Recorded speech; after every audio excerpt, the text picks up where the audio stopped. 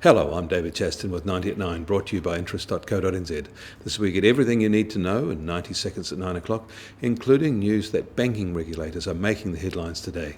Firstly, Dutch bank SNS was nationalised after being classified as systemically important by the national government on Friday. The bank's large exposure to real estate had damaged its capital position and shut it out of wholesale funding markets. Private sources of capital couldn't be found, leaving the bank in a precarious position. The government clearly felt that a bankruptcy would be disastrous to the Dutch banking system, so nationalisation was the next step. SNS had acute problems that were specific and not necessarily shared by other banks. However, the announcement by the Dutch Ministry of Finance could have implications for banks across the whole of Europe.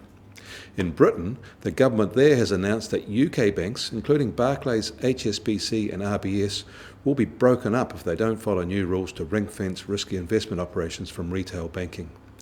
And Spanish and Italian bond and stock markets tumbled overnight, bringing a months-long rally to an abrupt halt as investors pulled back amid a political storm in Madrid and as Silvio Berlusconi staged an electoral fightback in Italy.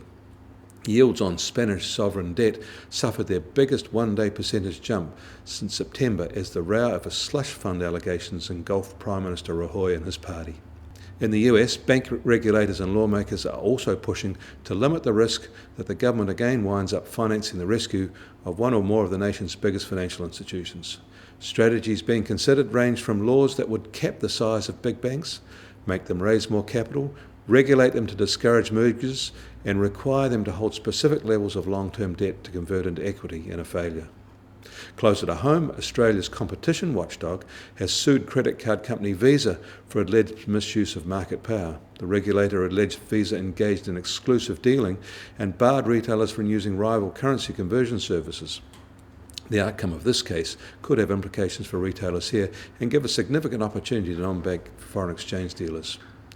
Later today, the RBA will review its official rates. No changes expected from that review. The Dow is down 0.8% in midday trade, oil is down too, and gold is up. The New Zealand dollar starts today retaining its recent gains at 84.6 US cents, 81.2 Aussie cents, and the TWI starts at 76.3, edging closer to the all-time high of 76.9.